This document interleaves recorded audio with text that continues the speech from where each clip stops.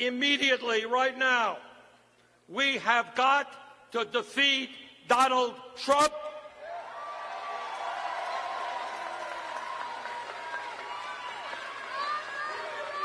And we have got to elect Hillary Clinton and Tim Kaine.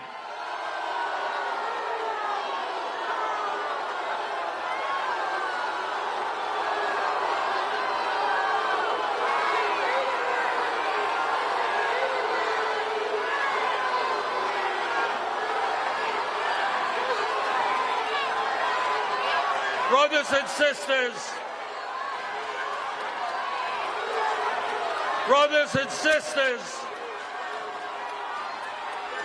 So that was Bernie addressing his delegates and supporters earlier this week, encouraging them to support Hillary Clinton and also encouraging them to continue with the political revolution. But as you can tell from all the boos in the room, a lot of people are just not quite ready to get on board with Hillary Clinton. And as you all probably know, Hillary is now the official Democratic Party nominee. And I'm going to say something about Hillary Clinton's nomination at the end of this segment. But right now I want to talk about all the hate that Bernie Sanders has been getting ever since he endorsed Hillary.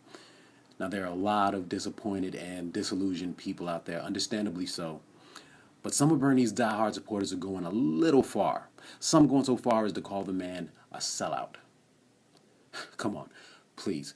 Bernie Sanders is no more a sellout than Hillary Clinton is honest. And you guys should chill a little and let Bernie breathe. Now, I am as disappointed as anyone. I'm crazy heavy-hearted right now. But Bernie has been getting, in my opinion, way more hate than he deserves. People are pissed that he didn't endorse Jill Stein, for example.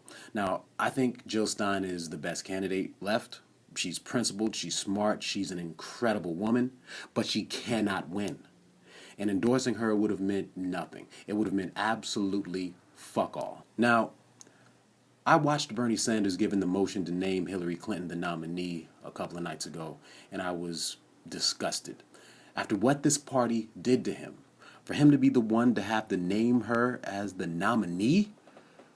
What a goddamn travesty. But nevertheless, I think Bernie Sanders simply did what he had to do. Now, I'm going to talk to disillusioned Bernie supporters about how I'm judging Bernie right now. First of all, Bernie is only doing what he said months ago he would do. He said months ago that he would support the Democratic nominee, whoever it turned out to be, if it turned out that Bernie didn't win the nomination. He's a man of his word, and he's doing what he said he would do. That's the first thing. And the second thing is that he didn't give his endorsement free of charge. He forced Hillary Clinton to support policies that would benefit ordinary Americans, policies that he's been advocating for over a year. Do you think Hillary Clinton wanted to support free tuition at public universities?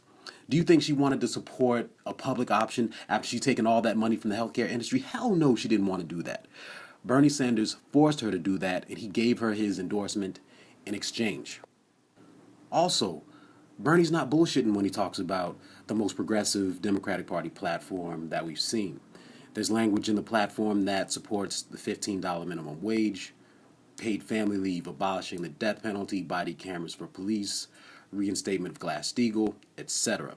Now, I don't want to overstate the importance of the platform and of campaign promises. At the end of the day, these are just pledges and promises and words on a page. And I'm not saying that these things will happen as soon as Hillary Clinton takes office, if she takes office.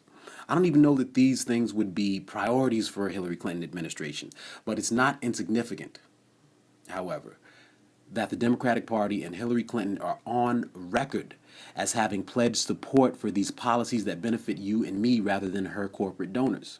Having them on record is a weapon that we can use in fighting for these policies and more going forward. Let me ask you, do you really get how huge the Sanders campaign has been? Do you really get how major what we call the political revolution has been and still is today? If I were to say to you that the Sanders campaign and everyone who supported it and gave to it have done more to change it for the better in a year than the Obama administration has done in 7 years in office, would you agree with me? I'd say there's no denying that, and let me give you an example of what I'm talking about. Now, even though Bernie Sanders didn't win the presidency, and I believe he would have won if the playing field in the primary had been even, But his campaign has shown us that it is now possible to win a major U.S. political office without taking a dime of corporate money. So while Bernie didn't win and he didn't succeed at getting money out of politics, I think he did the next best thing to that by showing that you can possibly win without taking corporate cash. So you might say, so what? What does that mean? Well, what that means, for example, is that Debbie Wasserman Schultz, the disgraced former chair of the DNC, who has never in her congressional career been challenged for her seat in the Florida 23rd District, this year she suddenly has a primary challenger. Her challenger is Tim Canova. He's a Florida law professor, a former congressional aide to the late Senator Paul Tsongas. He's a Bernie Sanders supporter. He's been endorsed by Bernie Sanders and advocates many of the same policies that Bernie does. He's modeled his campaign after the Sanders campaign, and he is not taking a dime of corporate money. And he just might win. That would be so major. And there are other congressional candidates in other parts of the country who are advocating many of the same progressive policies that Bernie Sanders does, who have a real shot at winning. So what we're seeing is the beginning of a new electoral paradigm. And that is so serious. What we are finding out right now is that if you are real and if you are talking about real issues and real policies that will benefit regular people, then the people will give you money. And they will give you a lot of money, and you can win. Tim Canova has raised over $1 million in non-corporate money and small donations. That is huge for an unknown candidate in a House primary run. So to frustrated Bernie Sanders supporters, the ones who are going so far as to call the man a sellout, come on. This man, for the past year, has been flying back and forth across the country, and he's fucking flying coach, I might add. None of this private jet shit like Bill and Hillary and Trump. He's a goddamn U.S. senator.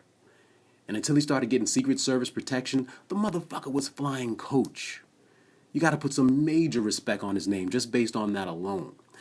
And for a year now, he's been doing rally after rally and speech after speech, going to these filthy TV studios at CNN and fucking MSNBC to talk to these ridiculous and repulsive so-called journalists, speaking truth to power and fighting for policies that will benefit your family and mine. Now, that being said, I've been watching the Democratic National Convention, and the constant message there is unity and family and coming together.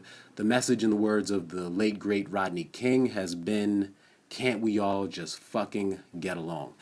And honestly, I'm not buying it. I'm really not.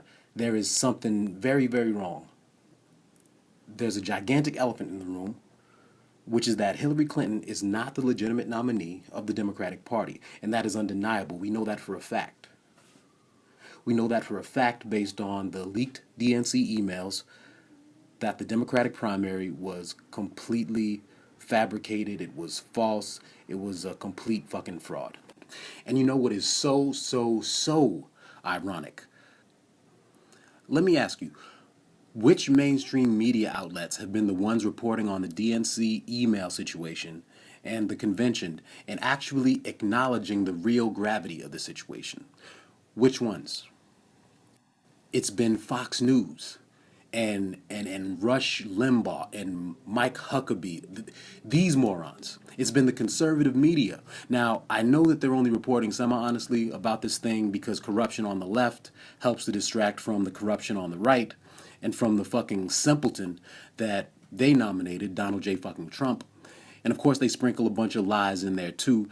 But the right-wing media is actually looking at this situation for what it is, which is a fucking farce and a sham. Now on the other hand, if you look at CNN or CBS, or if you listen to NPR or any of the other non-right-wing mainstream media outlets, they're all trying to make it seem like this is this magical moment, that this is this a glass ceiling moment, when what it really is a motherfucking travesty. Look, let me keep it a buck with you. This is Big Brother trying to tell us that up is down, left is right, and what you thought was your head is in fact your ass. Come the fuck on. They know what is really happening. They know what's going on. They know.